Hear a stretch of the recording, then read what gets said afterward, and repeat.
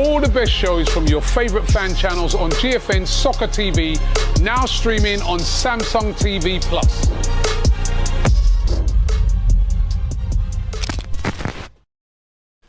Yes, guys, welcome back to DR Sports for your Live at 5 video. The transfer window is shut.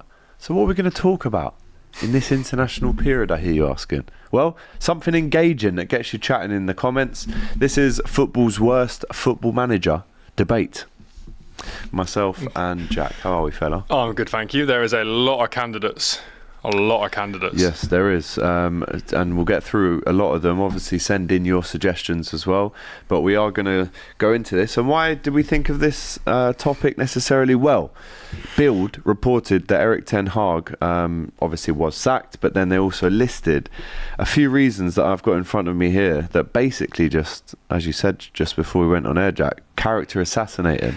Yeah. And he and his team have now earned 28.1 million euros from getting sacked in the last 18 months. Some life, by the way. It's not Some bad. life. I mean, people are getting saying he's sacked and getting paid that much. Yeah. Well, they're saying he's not going to get a job for a while. We probably don't really need one. Well, he's got 26 mil. Yeah, him and his team. And obviously with managers, they like to take their own staff and coaches with them across the journey of their managerial career. So if he gets sacked, they're all getting sacked. If he gets hired, they're all getting hired.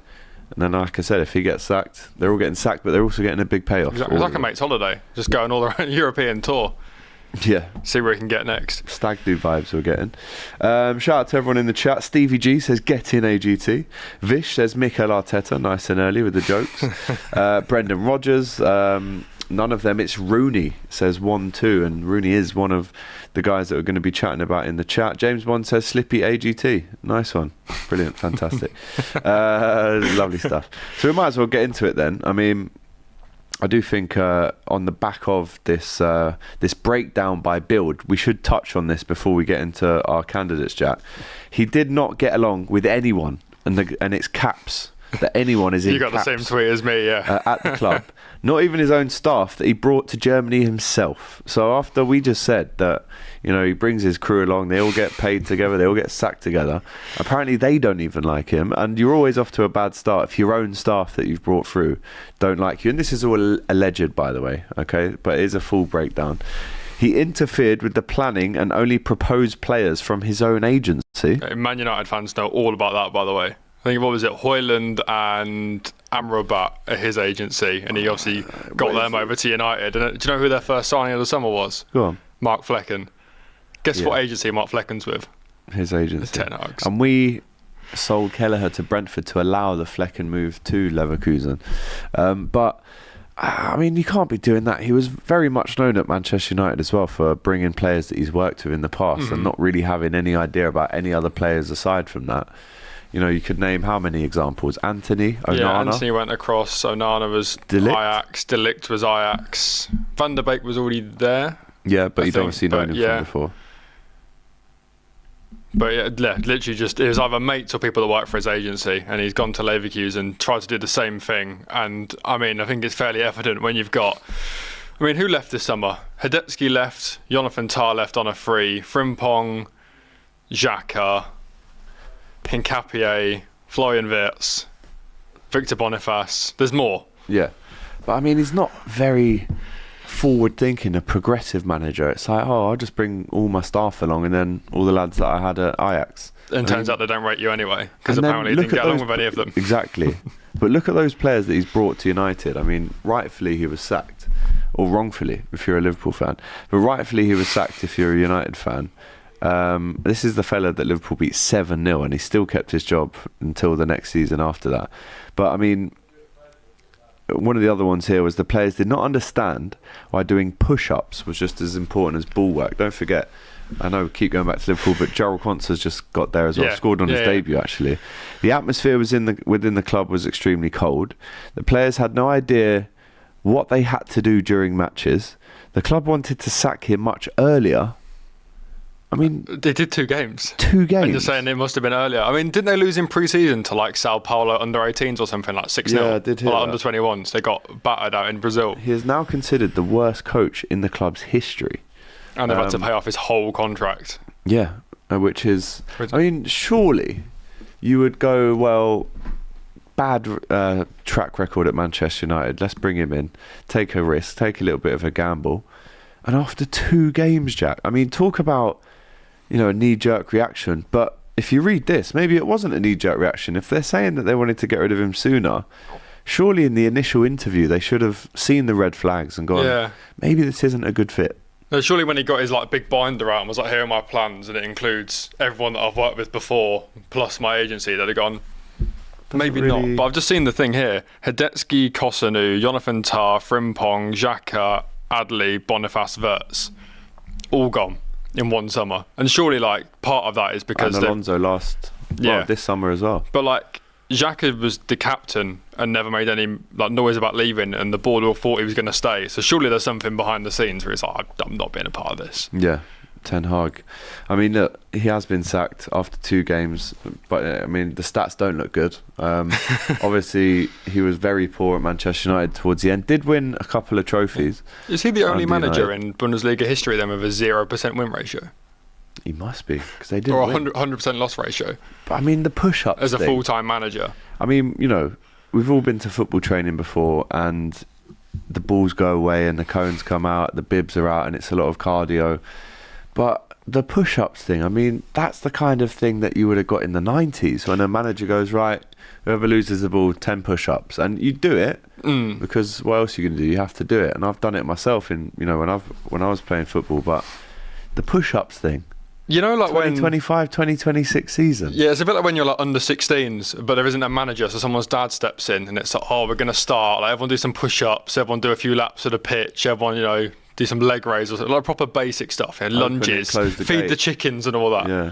But, I mean, I read the actual article. Apparently, before the first game of the season, he didn't give a speech. Just sent them out there. Yeah, just basically gave the tactics, sent them out for their warm-up. When they came back in for their pre-match speech, it was giving you the tactics.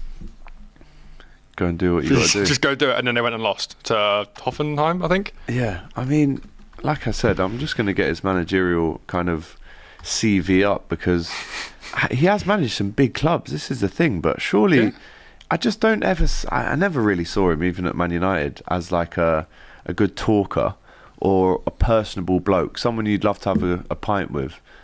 I don't think the players necessarily get that either. I mean, the Bayer Leverkusen thing, I'm just reading up on it now. 26th of May, and signed a contract to 2027. And on the 1st of September, he was sacked. So he had the whole pre-season with them, didn't they? Yeah. It said a 62-day reign at Leverkusen, according to what I've seen. He earned 1.12 euros per second. Wow. I mean, a win rate percentage of 54% at Manchester United. Lost 35 games in 128 games, 170. And then at Ajax, you go, yeah, well, look, there's a good manager there. 73.5% win ratio.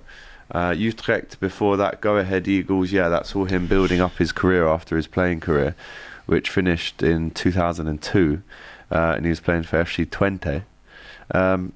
But for that little amount of time, there must have been some real hatred. I mean, to have that cold atmosphere going around the ground and in training as well. The players said that the atmosphere within the club was extremely cold, and like you said, the players had no idea what to do, and the club wanted to sack him much earlier. How much earlier can you get than 2 games in, before the season? I mean, this would have been a hire him at the end of the season and sack him in pre-season kind of job if they, did sack him earlier than that. It is one of the worst kind of stints ever. Maybe he's not the worst manager of all time. We're not saying that, because he obviously has done some good things at Ajax, won a couple trophies at United, even though the style of play was just always going to get him found out and in trouble. But we're not saying he's the worst manager ever. But what we can say is that is surely one of the worst managerial stints of all time. Yeah, I mean, to say... It's got to be up there. So he's walked into the club. He's lost the entire Invincible team. They've all gone pretty much bar 1 or 2. He's then been sacked. His whole squad's got their entire contracts paid off with 0 points. That's got to be one of the worst. We're going to get onto it later. The Derby manager, they got the record low points title. At least he got like 11 points. Like at least he got something on the board. On the board. Oh wow! I mean, you don't want to laugh at someone, but I mean, he's the one laughing. You know when you write straight to the bank. You know when you write your CV and you just leave off a couple of jobs. Like, they don't need to know that I worked at Tesco for like 3 months. Like, you can leave the Leverkusen part out. Just says here you were a Bundesliga manager. Tell us about that experience. So I was at Ajax, won a few trophies, won a few leagues over there. Went to Man United, obviously great success. Won an FA Cup, Carabao Cup. Man, every season I walked away with something, and now I'm here. Hire me. But what were you doing from May to September? I've got family in Germany. Just on holiday, probably. Yeah, just got family out there. Can't remember actually. I don't remember this guy. I got put off, I think. But listen, Erik ten Hag at Bayer Leverkusen. Is it the worst managerial stint, if you can even call it a stint, after 2 competitive games of all time? And was it an inside job? Agent. Is it a Bayern Munich agent who's chucked him in there? I mean, I'm reading the stats in front of me. They just don't seem right. So Erik ten Hag parted ways with Bayer Leverkusen. With immediate effect, training will be taken over by the assistant coaching staff for the time being. There is a rumour that Ange Postecoglou, his ears have pricked up over this news. Do you think there's any chance of him going out there? I mean, why not? I still think he's going to get the Forest job. You know, you get that sneaky suspicion. I reckon that Nuno at some point walks, Marinakis gets involved and goes, look, Ange, you're like part Greek. We'd get on really well. Come and run Nottingham Forest with me. We'll be best mates. Don't think it'll end well, but I can see it happening. But surely, like, you know, they always say, well, like a poison chalice, like a job you don't want. Manchester United. England job. Exactly. But surely Bayer Leverkusen, after they've lost their entire team and barely replaced them, surely that's not one you walk into. Like, you can't win. Like, even if you finish 6th, you've still dropped a lot from the last couple of years. What are you going to do? You've lost Wirtz, you've lost Frimpong, you've lost everyone. Your captain, your keeper, your centre-back. How did they even persuade Quansah to go there? I'm guessing part of the Florian Wirtz negotiation, surely. You're like, we'll throw a sweetener the other way. Oh man, I mean, but you got to feel sorry for him as well. Let's get a poll going in the chat, please, production, because the blame Haas hashtag has been flying around today. Have you heard about blame Haas? Yeah, so Haas, if you can, let's get a little poll up. Is Erik ten Hag's stint, and again, it's a very, very short stint. It's some stint. Is that the worst managerial stint of all time? 2 games in, 0 wins. Not great at all. Next up on the list, I have for you, Jack, Wayne Rooney. Named in Birmingham City's worst manager debate. Wayne Rooney, Birmingham sacked him after 15 games in charge. He was appointed on October the 11th last year with the Blues 6th in the Championship, which is a very respectable position to be in the Championship because it's such a long season. Those teams are so interchangeable as the points and the game weeks roll on. But he lost 9 of the 15 games and said, personally, it will take some time to get over this setback as I prepare for my next opportunity as manager. But Rooney has seen his team lose 9 of 15 games since he's come in. Leaving the club, in what place do you reckon he left them in?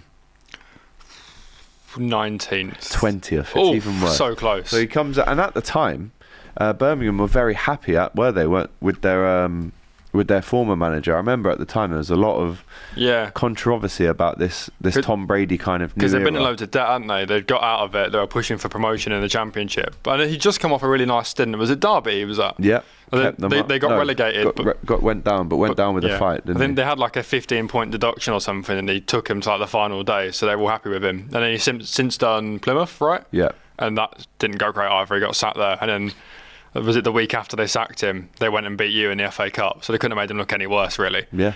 They've literally given the new manager the toughest task as a free hit, and he's just gone and won it. Yeah. But I was in Thailand watching it. But if you look at the managers over the years that Birmingham have had, now listen, they've spent some time in the Premier League, but not enough in their eyes. Barry Fry was there, 43.6% win ratio. Steve Bruce, who I kind of remember as like maybe him and Alex McLeish as like the main kind of Birmingham managers I remember from memory, really. Alex McLeish again, 36.9%. Won the League Cup with them, by the way. and then took them to Europe, Alex McLeish. So maybe their best manager of all time. You got Chris Hughton as well, who had a great win percentage record there, only 62 games. Lee Clark, again, he was there for 2 years. A lot of these managers are in and out in the same year or just within a year. Gianfranco Zola was there, won 2 games in 24. That's not great. I mean, that's got to be up there. 2 games in 24. What do you make of the fact that it's Tom Brady now? Like imagine like a newspaper writer walking in this room and being like, "You're not a great presenter, mate." It's not really his domain, but it's kind of the same thing. Like, have you seen the documentary where he sat there and he's like, "I'm not sure about our coach." Yeah. It's like it's Wayne Rooney. It's like you literally. I'm not sure about his work ethic. Yeah. That's what he said, isn't it? And it's like, hang on, mate. You throw a football, you don't even kick it. So less of that. But yeah, Lee Carsley went there again. Wow, I mean, this is up there. 3 games in charge. 1 win, 1 draw, 1 defeat for Lee Carsley. Still better than Ten Hag. Still better than Ten Hag. Gary Monk, do you remember when he was there? Yeah, he was Swansea as well, wasn't he? Yep. Lee Bowyer in 2021 actually had 59 games, 17 wins, 26 defeats. I mean, look, it's tough, right? Because every single manager that comes in, they almost understand the MO, the mission, stay up in the Championship. A lot of these guys have been in League One as well, which has made it even more difficult, but they're back in the Championship now. And I'm still going through the list. So it was John Eustace who was the manager before Wayne Rooney. John Eustace himself was, a football player, fairly successful in his career, played for Watford, Coventry, Middlesbrough, Stoke, Derby, so had a respectable career. Was a midfield player, and then came to Birmingham City as the manager. And I remember, listen, his stats aren't the greatest. It's 33.3% win ratio, but in terms of like stability, I'm pretty sure at the time, from what I can remember, this was October 2023 when Rooney took over. But I remember there being uproar saying, "How can you get rid of this manager?" They're in playoff spots, They're in right? the playoff spots, and then they ended up going down. And Wayne Rooney, they blitzed it last year. They spent sort of 20 mil on Jay Stansfield, blitzed the transfer record in League One, and went straight back up. Yeah, lost to paper in the final though. Yeah, so, hold that. Because you are a bit of a posh boy, aren't you? The posh. Yeah.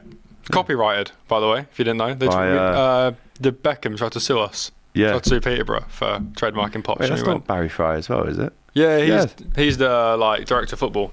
You seen the transfer deadline day video? Course. Yeah, every year that comes documentary. But again, he was manager of Birmingham at one point, won the 2nd division with them as well, which is actually a decent achievement for him. But yeah, Rooney comes in. He has 15 games in charge. How many did he win? Let's go 3. 2. Oh, 1 off 2, again. he drew 4 and lost 9. Steve Spooner comes in. With all due respect to Steve Spooner, never heard of him. 1 game, 1 draw. Tony Mowbray comes in, right? And we all know Tony Mowbray lasted from January to March. Guess how many? What the win percentage he got was? 17. It's 50. Oh, played 8. Sorry, won Tony. 4. My bad. Lost 3 and drew 1. I mean, I'm not sure in the end. I think he was actually taken unwell. Tony Mowbray, I think. I'm pretty sure he actually went ill. And it's good to see him actually back on the circuit. I saw him on TV the other week, so that's good that he's back in action. Let me just double check that. Yeah. I seen an interview with, I think it was John Ruddy. Have you seen when he's chatting about Rooney? And he's like, he's actually not that bad of a manager, but he just expects everyone to be able to do things they can't. That he did, yeah. Like he'll do something on the training pitch. He'll be, I think it's on, I can't remember what podcast it is. And he was like, he'd take the ball down in a pair of Air Force, whip it 60 yards, and then be like, why are you not doing this? Yeah. Like looking at his DM, being like, why can you not ping? I've just done it in Air Force on the grass. Like, why can't you do it? Yeah, he's just too good. You just can't accept it. As a player, he's just too good. But yeah, he unfortunately had bowel cancer. But then, he's back in work now, so it's good to see him back. But then he came in, and then currently it's Chris Davis, the Welshman, who I'll be honest, I haven't heard of, was an assistant manager at Celtic in 2018. Just took the League One job. But basically, we're going to blow the transfer record out of the water. Just get us up. And I'll be honest, he has points. the highest win percentage of any Birmingham manager ever. It can't be far off 80, surely. He is on. Because they did League One with 73.3. Yeah. Did they win the league? Games, yeah, they did. 44 wins. Smashed the league. Just Wrexham. Yeah. Both at 100 points, defeats. Or not far off. Actually, how are they getting on in the Championship right now? Doing all right. Wrexham have started slow, but Birmingham are like in and around. Yeah. I think they drew to Sheffield Wednesday the other day. Yeah, they did. That was a good game. I saw the highlights of that, actually. So yeah, he's up there, isn't he? Wayne Rooney. Let us know in the chat what you think. Just chatting about worst managerial stints, I've seen one. Another Dutchman, he might rival Ten Hag. Another bloke that won 0 games in the Premier League. Oh, I've got it. Frank de Boer. Yeah, let's get on to Frank de Boer. I've got some stats here. He had one spell as manager in England with Palace. He managed 4 Premier League games without a win, resulting in a 0% win rate, and his dismissal after 77 days in September 2017. His short tenure involved 4 consecutive defeats and 0 goals, marking one of the most disastrous reigns in Premier League history. Jose Mourinho labelled Frank de Boer as the worst manager in the history of the Premier League. I mean, after 4 games with a 0% win record, 0 goals, I guess Mourinho is rubbing the salt in the wound a little bit, isn't he, by saying that? But he's got a point. He probably is in terms of percentages. But at what spell do you think, as a player in this Crystal Palace team, maybe in the same team as Leverkusen right now of Ten Hag, at what stage do you get to as a player where you go, I can already tell this manager isn't going to work out? How many games could that even take? And I mean, and is 4 a little bit premature? Could he have turned that around? I think he's one of their managers. You know, when they come in and they're like, we're going to play total football, boys. Like, we're going to get it on the deck, play it around people. And they've looked at each other and been like you are aware of who we are. I've just seen who he brought in. He brought in Mamadou Sakho, Riederwald from Ajax, Fosu Mensah and Loftus-Cheek. So they've done decent business. Like, they should have been able to scrape a win from their first 4, but yeah, I think all the pundits and all the ex-players were like, yeah, he's just come in, tried to play total football, not realising that we are Crystal Palace, not Man City. But 4 games. I mean, you've got to understand, these guys have come in with their team as well, their coaches, signing 2 or 3 year contracts. 4 games for me.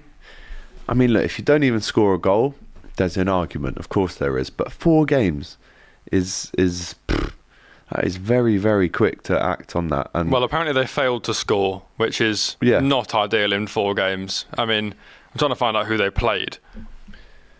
Yeah, have a look at that. But still, I remember this happening, and I think... he won a Carabao Cup game against Ipswich. Maybe we're doing him too harsh. He won a football game. What was the score in that game? 2-1. And Ipswich might have been League One back then. But what was who scored? I'm not sure. All right, well, guys, let us know in the chat. That specific stint for Frank de Boer at Crystal Palace. Was Jose Mourinho right, actually? Is he the worst ever football manager in the Premier League? Conyear says, problem with Frank de Boer is his people managing skills, and I actually think that is similar to Ten Hag. We never really saw Ten Hag smash it in a press conference. We kind of saw a lot of excuses and deflections. He never really took the responsibility on to actually almost make sure every player in that squad knows their position, is happy.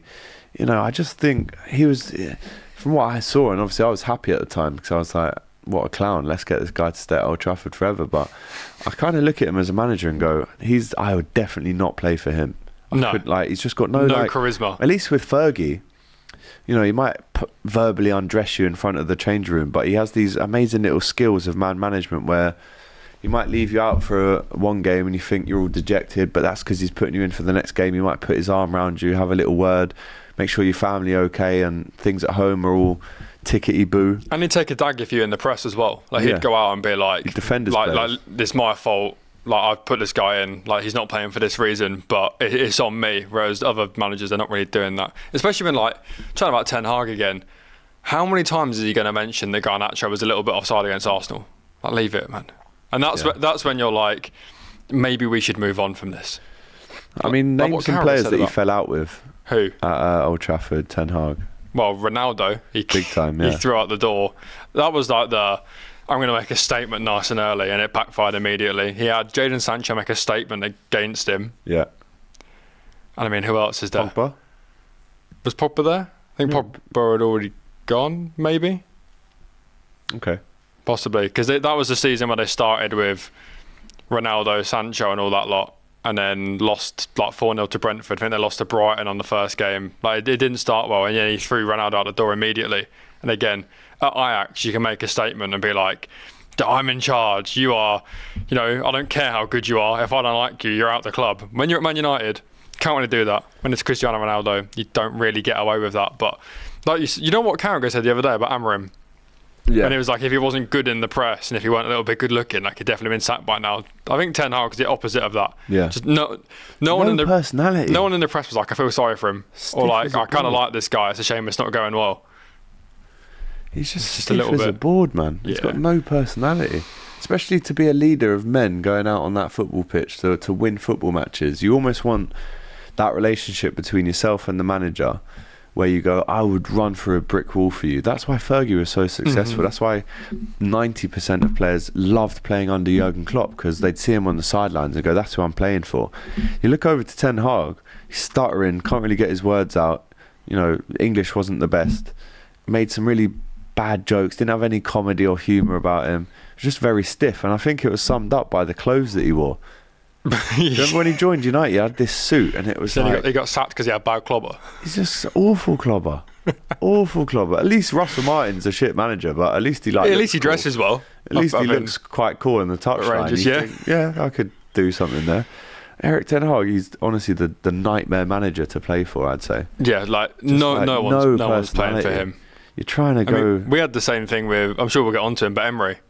No, he's definitely not in this. He's not that bad, but it came out in the press that our youth players were walking around saying good evening. And like when that starts happening, you've lost the club. Yeah. Like, even if you are a good manager, when you've got players that should be doing everything to impress you to get in the first team, and they're saying good evening in the training centre, that's when you know it's probably you're not winning that one back. I'm kind of glad he's doing all right at Villa. Well, he's not now. When the players he's doing better. Start disrespecting you, that's when there's no way kind back. Of a disease that just keeps growing, and once that starts happening, is it difficult to switch that back around? Yeah, once like an under-23s who should do everything to get in the first team is happy to openly mock the manager, that's when it's too far gone, surely. Or when you start seeing packs where like players are celebrating together after games, they're not really going to the manager, or they're walking away. When you see that rift, that's when you know, like, if the players aren't fighting for you, they'll win.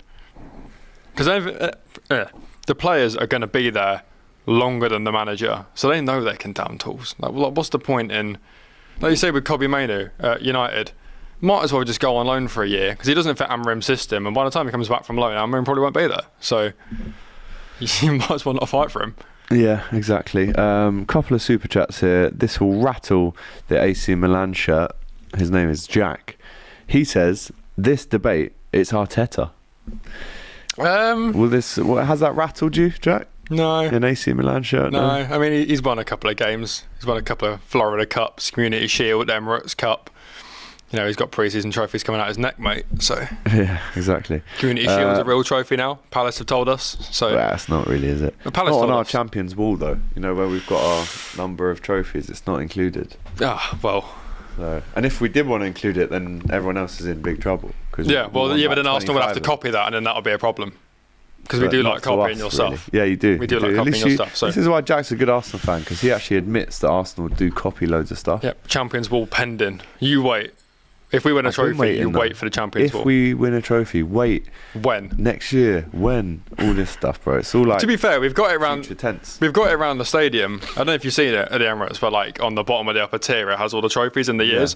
Kind of run out of room, but it's been all right for a couple of years. I'm sure they wouldn't mind printing off a few new ones with the text a bit smaller to add a few more trophies to it. Yeah, but... Beto8777 says, will Arsenal take Ange? Man U will get relegated. There's no way Ange would ever join Arsenal. Of course he wouldn't. Ole Gunnar Solskjaer next up, Jack. Still a United legend really for his exploits in the Champions League 1999. Obviously he was a baby-faced assassin, the super sub at Manchester United. The 3 years as manager, though, at Old Trafford aren't remembered necessarily in such terms. Finished runners-up in the Europa League, lost in the final to Villarreal. Was that great opportunity for him to win the 15 penalty shootout? I think it was. Where De Gea didn't say 15. That's correct. Did he miss? Yes, he did. They were runners-up in that, and that was as good as it got really for the Norwegian in the Old Trafford dugout. He was sacked in November 2021. I think it's a little bit harsh to have him in this list because he did get them second, didn't he? Yeah, I think by a long way. There's a big difference between when he was interim and when he was permanent, though. So maybe this is just a permanent stint. Okay. Because didn't he come in and do like the PSG game? Yeah, the Rashford penalty and all that. That was all him. In the pink kit, I remember that. But I'd love to hear what United fans think on this in the chat, because I know so many that at the time were like, "Oh, I want Ole out. Like, I can't stand him. We need to be better than this." So now I speak to a lot of the same people, and they're like, "Oh, the best football we've played in the last decade was under Ole. Like, if we just got him some centre backs, we'd have been all right." Because the meme of the horse, where it's like a really well-drawn horse at the front and it's like a kid's drawn the back of the horse. That's kind of what it was. We're talking like your Ronaldo's, Pogba's, Sancho's at the front, and then like Eric Bailly, Phil Jones and that holding up defence. De Gea past his best. Phil Jones, man. Yeah, you had Bailly's and Smallings, and yeah, it was a little bit of a top-heavy team. So I do feel a bit sorry for him. But he did play some wicked football. At times. Really? At times. Wicked? Yeah. Counter-attacking, mainly? Nah, they're all right. Lingard was firing for a bit, but that might have been when he first came in. Yeah. I think he was basically one of them ones that was like, tactics are cool, but you're pretty good, so just go out there and do whatever you want. And sometimes it works, sometimes it doesn't work. Sometimes it works, sometimes it doesn't. Sometimes maybe good, sometimes maybe sometimes not so good. So good. Gattuso could be on this list. He's kind of been everywhere. Yeah, Gattuso, I guess, is an option. Somehow, we were speaking about it on the show earlier. Somehow has landed on his feet and is now the Italy manager. Yeah. How has that worked? I mean, last time I saw he'd gone to like somewhere in Croatia and had like an on-the-pitch argument with some official and then left after like a couple of months. But he's one of them ones where someone did a tweet the other day. Once you have a good prime in football, you are set for life. Like, clubs will just keep taking you. Like, how is Alexis Sanchez getting a Sevilla move at 39? 39? Or whatever he is now. Wow. Like, I love Alexis Sanchez, but how is the bloke like well into his 30s and getting a Sevilla move and like Inter Milan moves and Udinese? Like, once you have a good prime, you're set. And Gattuso's like that. Like, his reputation will keep getting him employed. I mean, I'll read some of the names that Gennaro Gattuso has been at as a manager. Started off at FC Sion in Switzerland, 25% win ratio. Goes to Palermo. This is all 2013. I mean, he's had long extended breaks from each of these managerial stints. Palermo did okay there. 8 games, won 3. OFI, who are a Greek team, Greek professional football club based in Heraklion in the island of Crete. 29% win ratio, 5 wins in 17. Then he goes to Pisa in the Serie B. But they are in Serie A this season. But I think when he was there, 32% win ratio, 86 games managed, 28 wins. Goes to Milan, Jack, and gets a 48% win ratio there. He's only there for 18 months in the end, but I mean, that's the club he came through at. But in that period, Milan weren't doing a lot, were they? I mean, that was when they got bought by the Americans and all that lot. I mean, Maldini's come back since, but I think that was we're struggling, get a club legend in. Like, didn't Juve do Pirlo the other year? Yeah. And they did Thiago Motta as well. Yeah. Gave them both like not long and went straight back to the tried and tested. But he's one of them ones. He'll keep getting employed because of who he is, but box office. Yeah, I mean, it wasn't the best stint at Milan. Then he goes to Napoli. One thing I find quite funny about Italian football, keep falling upwards. They just fall upwards, but it's like they get shared around, and there's no kind of, like if, for example, I mean, look, Milan and Napoli are big rivals. They go for the title every year. If that was like Liverpool and Arsenal, and Arteta went to join Liverpool, not that he ever would, thank God. But do you know what I mean? That would just cause outrage. It would be like the Judas of the managerial circles. You could name so many players that have been at both Milan clubs. Ibrahimovic. Ronaldo. Pirlo. Yeah. And he did Juve as well. Yeah. They go between them all. They just go between them all. It's just a big money spinning machine. 46 wins out of 81 games. I guess actually, in terms of his career, Napoli was maybe the best kind of spell. Maybe. Well, 46 wins in 81. Here's his problem though, right? His team scored 147 goals, but they did concede 93. So 54 great to watch though. Goal difference across 81 games. It's not great. And then he goes to Valencia, 22 games there, 7 wins. Marseille was a pretty bad one. He only lasted 6 months there. 9 wins out of 24 sure he was in Croatia games. at some point. And then he goes to Hajduk Split. That's the one. And he's there for a grand total of a year, wins 20 games in 43, and now he's not even managed one game as the Italian manager, but somehow he is the Italian manager, and Italy themselves are currently ranked 11th in the world. Well, there you go. At least they're qualifying for tournaments now. They didn't do that for a couple of years. Yeah, you're right. I mean, the amount of kind of World Cups and Euros that they've missed is crazy, isn't it? Yeah. When you think about the talent that is available to them. But how do you think he gets on there? I mean, is it difficult to say? I mean, it's tough because you can't sign players. Obviously, it's international management. You can only work with what you've got. But, I mean, the last managers haven't done that bad. I mean, the only way surely is up. They had a decent Euros. But, I mean, like you say, it's one of them ones where like he'll get sacked and then like the Napoli manager or something will end up taking it, and then they'll do a little rotation and it'll work its way back round. But I'm looking at the sheet now. I want to get into some Liverpool managers. Yeah, go for it. I want to talk about Roy Hodgson. Yeah. And there's one thing I really want to ask you. Go on. Please, can you confirm as a Liverpool fan that Gerrard penalty, did he miss it on purpose? Against Blackburn away? Where he's literally jogged up to the ball and just clips the bottom of it over the bar. Like he's not put his foot through it, he's not placed it, it's not even his normal run-up. It's not even like his normal run-up, he's just jogged up to it and just... We lost 3-2 that game, I think. So. And he just turns away and just walks, like he doesn't even look that fussed. No, he wouldn't have done that. It's the most nonchalant... Because don't forget, Gerrard and Roy Hodgson, when Roy Hodgson was the England manager, made Gerrard captain. So they actually do have a kind of deep level of respect for each other.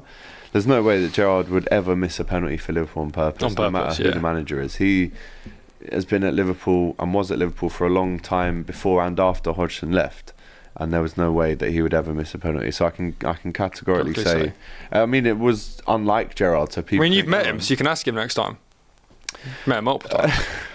Yeah, I mean, I don't know how you'd bring that up. Yes, just a random nice to see you in again. The pub. Did you? You didn't miss that penalty against Black. No, you didn't.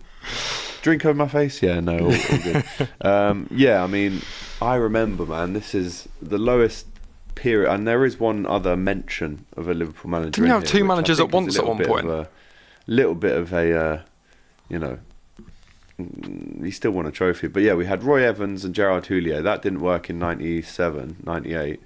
Roy Evans steps away, who was a Liverpool legend, player, coach, and then we get Houllier in, and the first couple of years he's obviously cutting out all of the drinking culture and the smoking and the late nights. Obviously Liverpool had the Spice Boys kind of image, which didn't necessarily end well. And then Houllier just transformed the football club, brought in some really shrewd kind of business, including Gary McAllister and Emil Heskey. And then Liverpool go on to win 5 trophies in a year. Amazing spell. But then by the end of the Houllier era, I think we were just ready for a new change. Benitez comes in 2004, takes us to 2010. Another weird one. Yeah, I mean, it started... Just doesn't seem... Any ex-player I've ever listened to chat about Liverpool doesn't particularly seem to like... Was it we accept he's a good manager, but as a people person, he's awful? I think that Newcastle fans have said the same. Yeah, that's what it is. I mean, I spoke to Jermaine Pennant recently about Rafa, and he said, you know, if he could almost combine... Because obviously... Pennant was only at Liverpool for 3 years. He only knew Rafa. But if you could almost combine Houlier's man management skills and fatherly approach to it, Gerrard wasn't close to his dad at the time, and he said that Houllier was like a father figure for me. He made me captain, took it off Sami Hyypiä. So then for Benitez to come in and almost not be that personable guy and be the tactician, it was a big change. But obviously it did bring some success. But then by the end of Benitez, I think we were ready again for a new bit of life. Roy Hodgson came in. I remember it was, you know, that period when you go from year 11 into sixth form. Yeah. I remember I came back to school and everyone was like, Roy Hodgson just got Joe Cole, you know, Torres is staying, Gerrard's staying, could be good. And I remember there was one specific loss at home to Blackpool. And I think after maybe 7 or 8 games in the league, we got to, I think we were 15th, 16th. And I remember him coming out and saying, Liverpool are not too kind of long in the tooth. For what he meant to say was, just because we're in Liverpool doesn't mean we're in a title race. We're big enough to admit that. We're not too big to be in a tight relegation race. And it was like, sorry, if you say that, you can't say that out loud. Go. And I look at some of the signings. Listen, it wasn't his fault necessarily that Joe Cole didn't work out, got sent off on his debut, but it was a slow start under Roy. Lovely guy, great football in mind, incredible career spanning across how many decades across Sweden. He obviously went to Inter Milan. Yeah. I think I remember Roberto Carlos saying a story. Again, it really didn't work for Roy Hodgson at Inter Milan. He had Ronaldo and Carlos at his disposal. Robbie Keane went there under Hodgson, didn't work. Yeah. Had loads of strikers in that period. But yeah, Roy Hodgson for me is definitely the worst Liverpool manager that I've seen in my lifetime. I remember being at the Newcastle away game. Obviously I was there last week, but the first time I went to Newcastle, 2010, start of December, I'm going to say, 'cause it was freezing up there. It always is anyway. And we lost 3-1 to Newcastle. Andy Carroll scored 2 goals against us, and then we bought him about 2 weeks after. Kenny Dalglish bought him, but he did this thing where we went 3-1 down and he rubbed his face like this. Do you remember it? It was like, and he was like fuming, and I looked down and was like, I think someone said Turkey next got to go. So one Scouser I was sitting next to. If he's baffled by what's going on and he's the manager, then you've got a problem. He was like, you know, the pet thing where he's like cutting his nose and stuff. It was like he was hurting his own face, and I was like, this guy is well out of his depth. And actually, if you look at his career so far, before that, it was only Fulham really in England that he'd done something of note with. Obviously took them to a European Cup final, which was amazing. But that's not enough to be manager at Liverpool. Yeah. If I was to ask you for your Mount Rushmore, like your best Liverpool managers, who would it be? Talk about worse. Add some positivity. In my lifetime. Yeah, go on then. Okay. How many on Rushmore? 4. Yeah. 4. Klopp. Yeah. Slot won the Prem. Right. Simple as. Rafa. Oh, is it harsh to have Rafa over Slot after literally 40 Premier League games Slot's had? Is it harsh? I mean, to win the Prem in your first season, bro, does that eclipse winning the Champions League in your first season? Also, off the back of coming third, not really signing anyone. Yeah, actually, go on. I'll go Klopp, Slot. Oh, so you're in order. Klopp, then Slot. Klopp, Slot, Rafa, Gerrard, Julio. I was going to say Gerrard. Yeah. And then after that, a very notable mention would be King Kenny, because he did bring silverware back. And then apart from that, I mean, I can't have Brendan Rodgers, and I definitely can't have Graeme Souness, who is another name in this list, Jack. From 91 to 94 is often cited as the worst point of his managerial career due to the club's worst start in 28 years, poor player recruitment. He was very unsuccessful at Newcastle as well. Perception of him was almost a manager that struggled with large jobs, but it almost kind of goes against what he stood for as a player. I mean, yes, we're talking about him maybe having one of the worst tenures at Liverpool, but when he was a player, Jack, I mean, look, he was before my time as well. I'm not going to say that I have watched every Graeme Souness game, but what I can tell you is, from what I've heard and what I've seen myself from clips and highlights, when ex-Liverpool players are talking about greatest 11s of all time, mate, it's Souness and Gerrard in midfield every time. Unbelievable player. The mentality to win. I think he won 8 leagues with Liverpool. Captain. Even when he speaks now about football, you can tell like he knows. I mean, there's the odd thing where he's a little bit the Pogba stuff. Yeah, the Pogba stuff where he just you does got not to ask like yourself. Pogba and all this. But listen, I think he won 2 trophies at Liverpool. Was he the one that was at Galatasaray and put the flag in the centre circle? Yeah, that's. I mean, that is ballsy. You've got to have a big set. I mean, that sums him up. Surely everything I've heard about him as a player, that sums him up. Having the cojones to go plant a flag in the centre circle of a pitch in Turkey is quite something. He won. He had 7 seasons at Liverpool, so he didn't win 8 leagues. He won 5. 3 European Cups though, 3 Champions Leagues, and 4 League Cups. What? Champions Leagues. Yeah, exactly. No, that's a good shout. You did my joke for me. But then he goes to Liverpool as the manager after already being at Rangers, where again he was a player manager for 5 years, from 86 to 91. Goes to Liverpool, and I think the presumption or the assumption at the time is, right, it's literally one of Liverpool's best ever footballers. King Kenny has just left. Who played with King Kenny in the boot room era at Liverpool? Graeme Souness. Carries on the dynasty. The boot room dynasty should just carry on here. But at Liverpool, as a manager, when you actually kind of look at what he dealt with, he won 3. So obviously Kenny Dalglish won 3 league titles, resigned in 91. Souness comes in, and obviously surrendered the defence of the title to Arsenal. We were the champions when he came in. Didn't really ever look like title contenders in 92. In 93, again, a very ill-timed interview he did with a newspaper that obviously isn't sold in Liverpool. That got a lot of backlash, and rightly so at the time. And then again in 93, Ian Rush not having the best of time. Rush only scores 11 goals. Liverpool finished 6th, but he did win a trophy. He won the FA Cup in 1992. So for me, if you win an FA Cup, and I know we're talking about Ten Hag, I don't think his United reign was the worst ever. I was going to wait for what you say, so I can, every time you diss Arteta, I can come back. Go on. If you win an FA Cup, what? Well, it's not necessarily something to be proud about. If you win an FA Cup, then you can't be the worst manager ever. No one's ever saying Arteta's the worst manager. Whoever sent that super chat in, there you go. For the guy in the super chat, maybe. I mean, we've only had 3 managers in my lifetime, so. Yeah. And I'm 25, so we've done pretty well. You've had Wenger from 96, then Emery done a season and a half, and then Arteta. Unless you count Freddie Ljungberg's his little run around as interim. Yeah. Isn't that me where he kind of walks on the pitch, touches the grass, and just walks off? That was pretty much his career. Was it 6 games? Yeah, it's like more than I thought. The Simpsons, where he walks in, puts his hat down, does a spin, and then takes it and goes back out. That was Freddie. He also was the manager of Southampton after going to Galatasaray, where again, he managed to rattle the Fenerbahce fans big time once he put the Ottoman flag at the end of the. In the pitch after he'd beaten, he'd lost the final to Fenerbahce. Go on.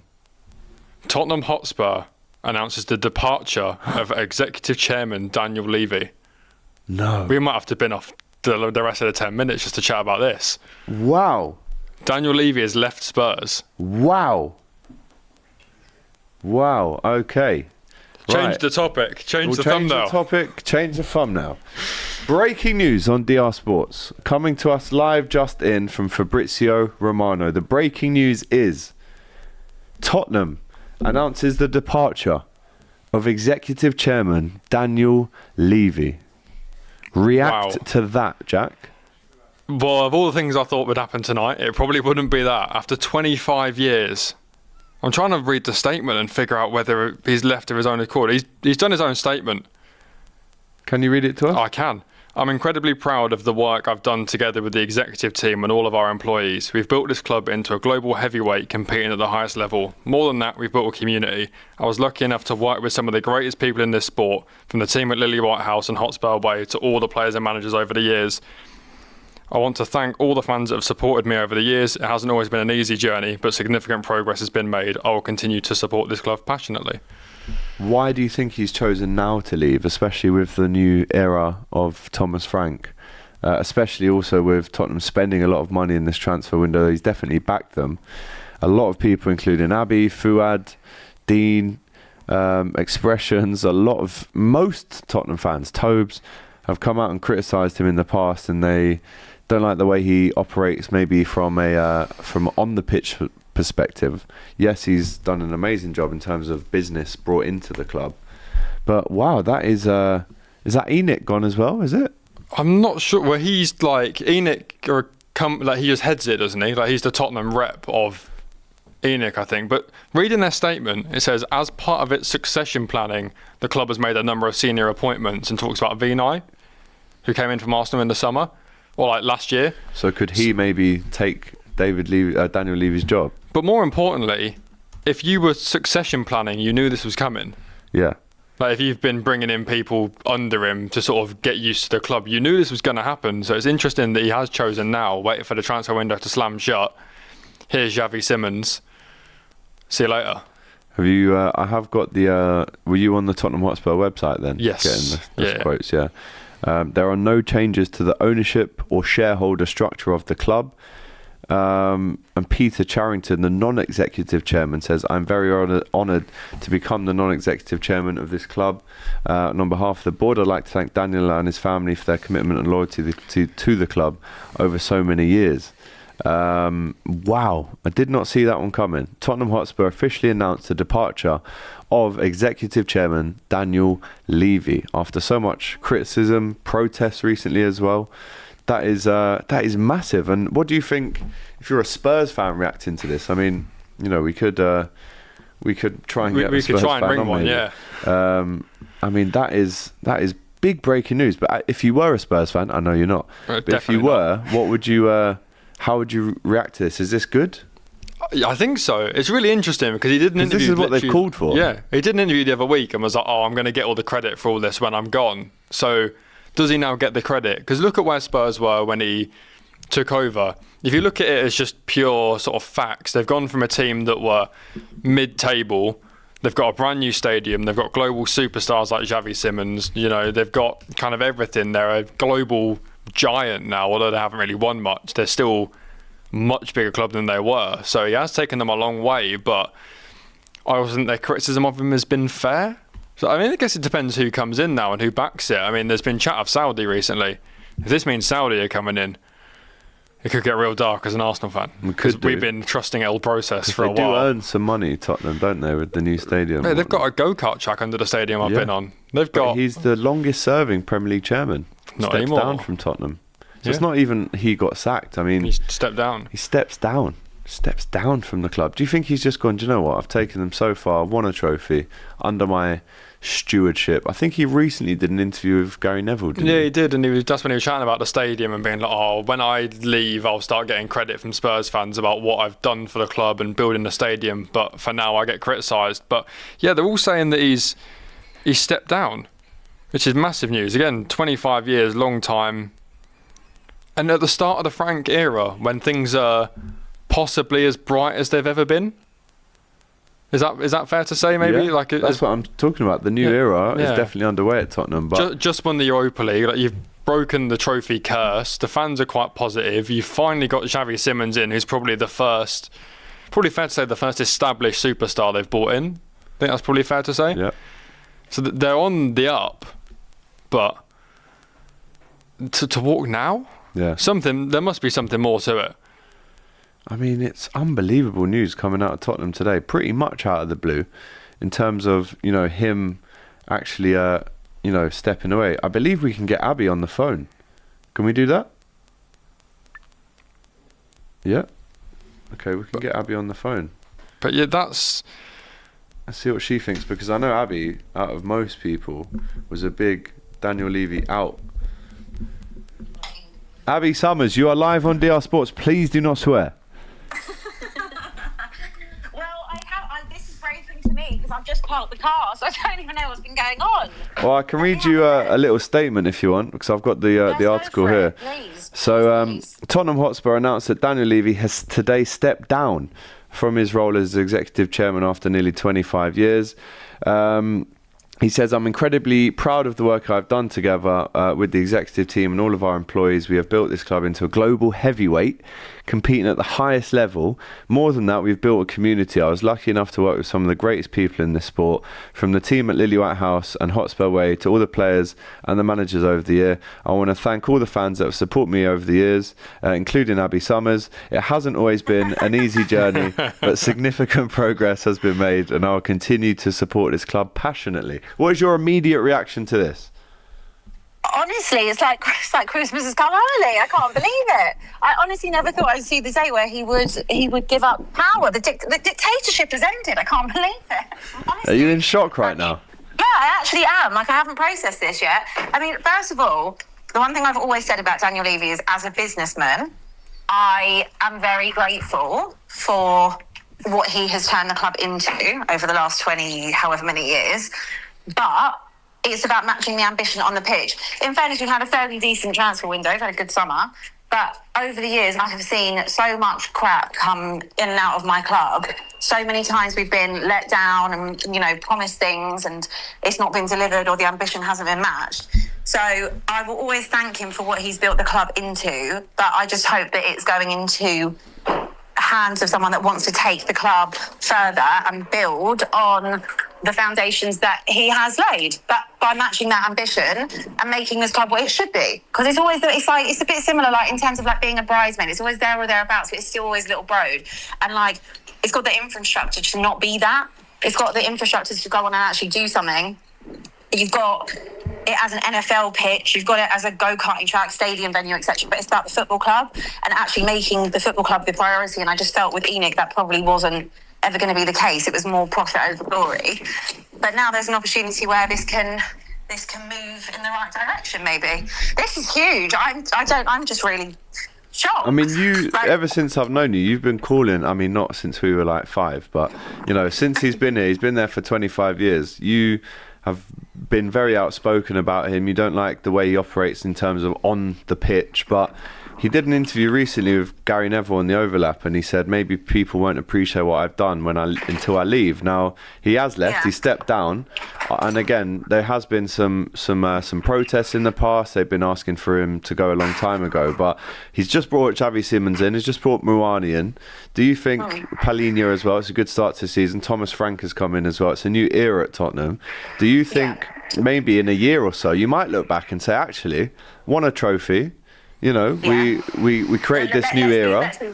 Let's be real. We did finish 17th and lost 22 times. That's also a fact. Two things can be true, though. Ab. You know that. Absolutely. We can have two truths at the same time. Like I just said to you, I'm not saying that he hasn't done good things during his tenure. If you look at when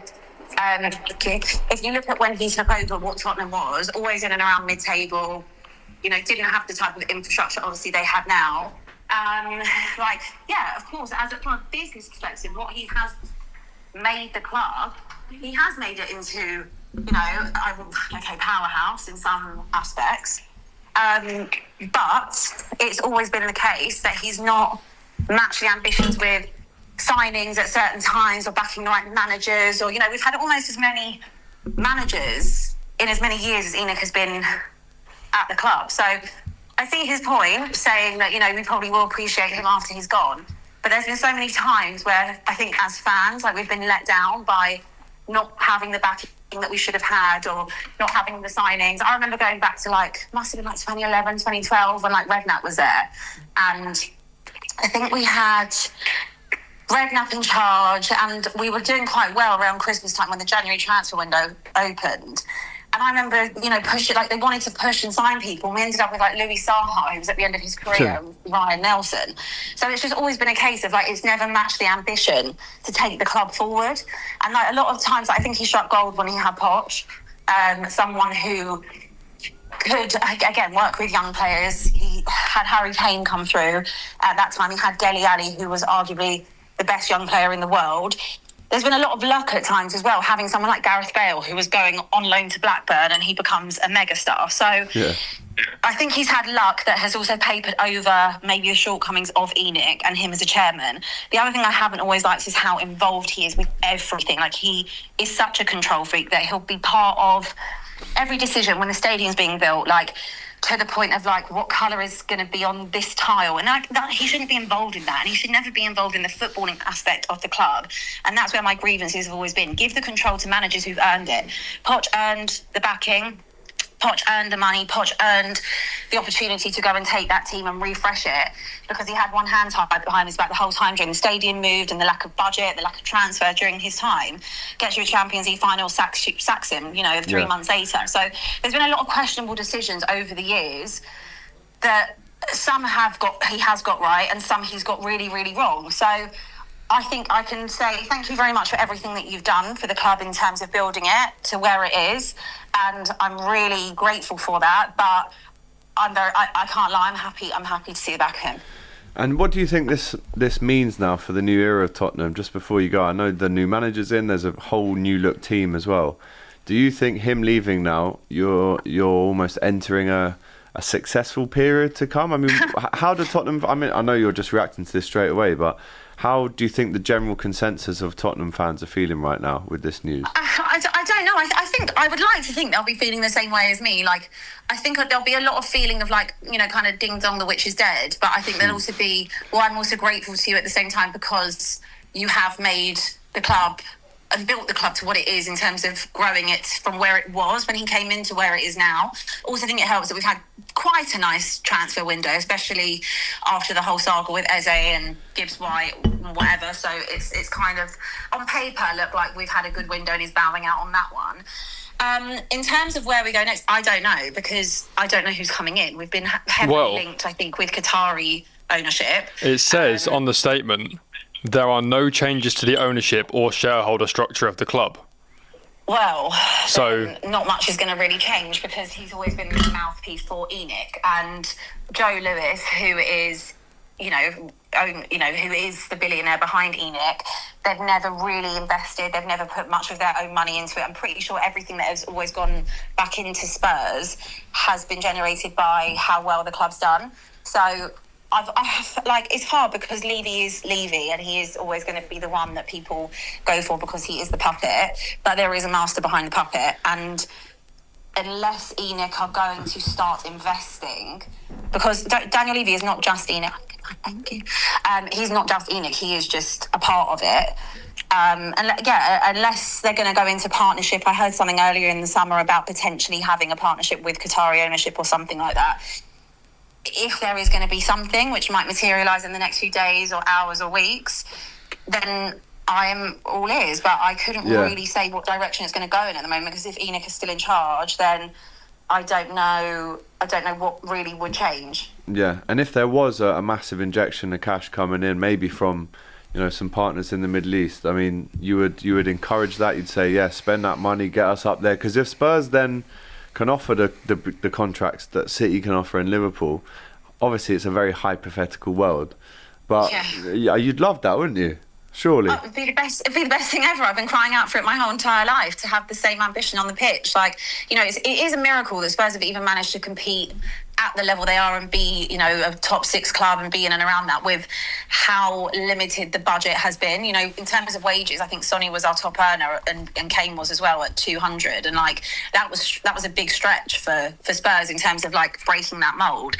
There's a lot of players that are very, very good in that side. I think Mickey van der Ven's on a really low contract still. So, of course, if you can offer the money, then it would be the best thing ever, because you then allow this club that has all the infrastructure, has the most beautiful stadium, training ground, all of that stuff, but you can now actually put players in the right position to then go on and actually try and build something and allow them to be able to compete in the Champions League, allow them to go and compete to win a Premier League. These are things, and when we always talk and I say, well, I can't even imagine what it would feel like, because I'm never going to see another Champions League final in my life. That was a complete fluke. I waited 17 years for a trophy. I'll probably have to wait another 17.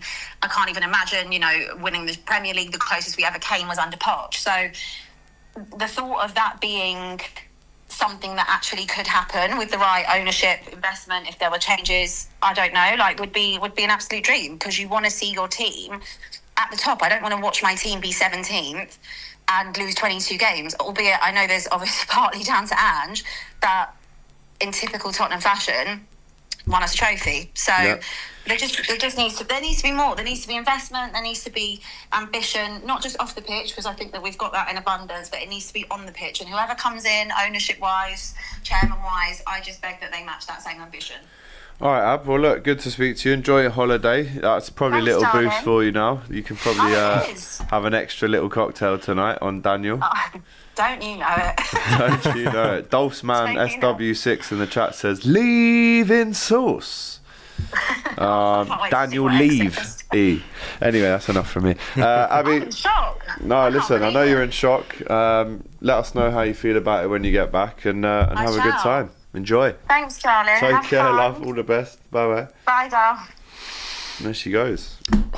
Wow, did not expect that today. I'll be honest with you. Don't get nervous. Yeah. A little bit shaky, oi. Arsenal fans, are you a bit nervous right now? There's a super club in there waiting to explode, and if I see some Qatari ownership and some big contracts, it could be very much so. So he steps down from his role. That's interesting as well. Not sacked.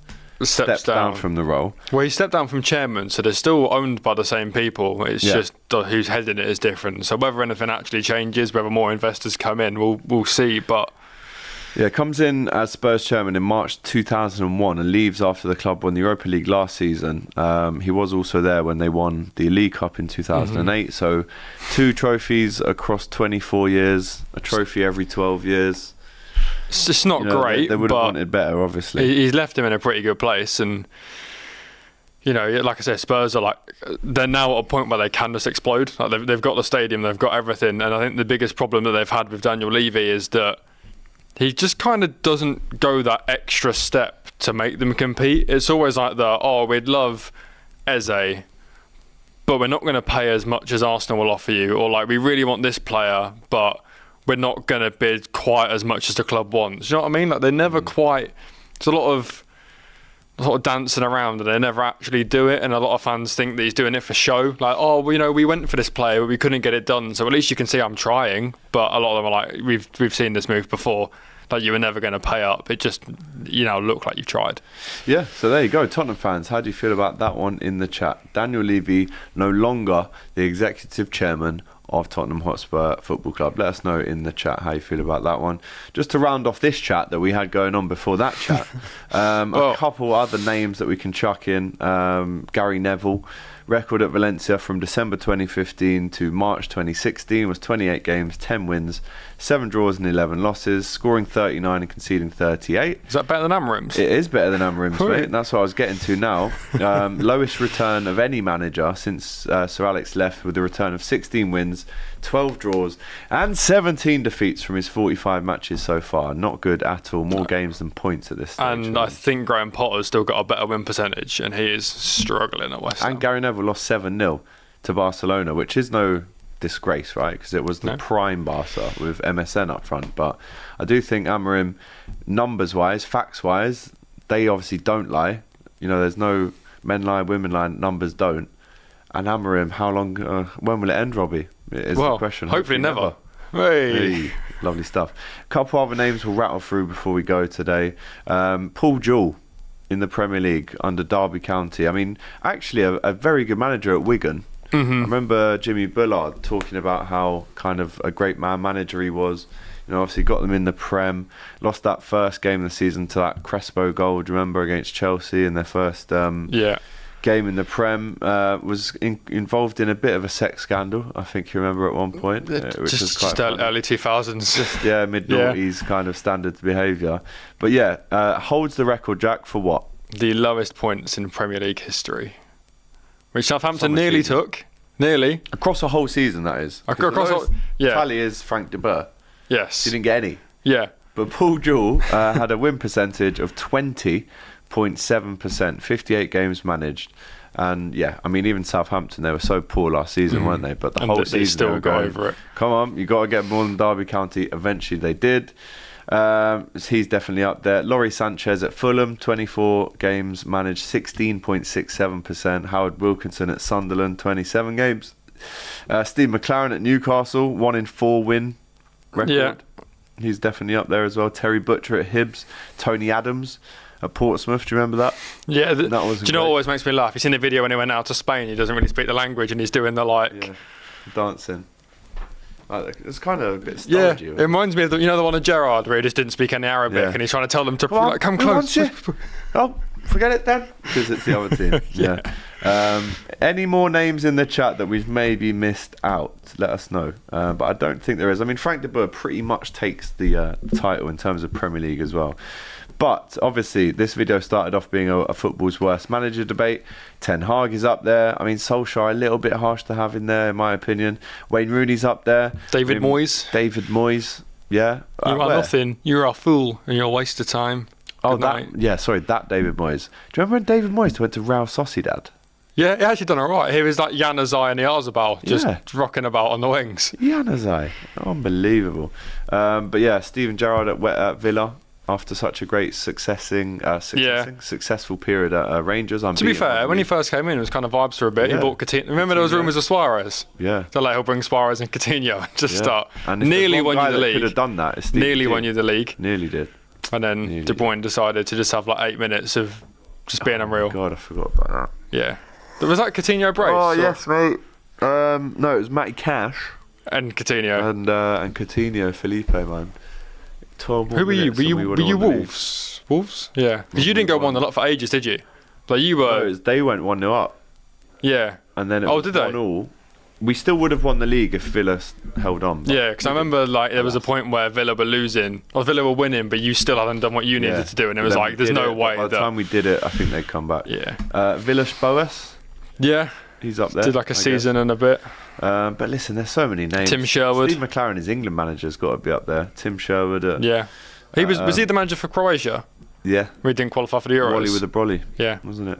And his impression, where did he go? The Netherlands restarted speaking their Dutch accent. Yeah, and now he's in Jamaica. Yeah. So Christ knows what his accent sounds like now. But let us know in the chat if we've missed anyone out. Football's worst manager debate during this international period on DR Sports. We've listed a load of names, but have we missed any out? Or have we put any in there? They're a little bit too harsh. Let us know in the chat. And also, do let us know your instant reactions to Daniel Levy stepping down as Tottenham Hotspur manager after 24 years in charge. Jack, thank you, mate, for today. Been a pleasure. Been a bit of a crazy show, but a show nonetheless. That's why we go live at 5. So we're around. You never know what's going to happen. All right, smash that like button, get your comments in, guys, and we'll see you soon. All the best.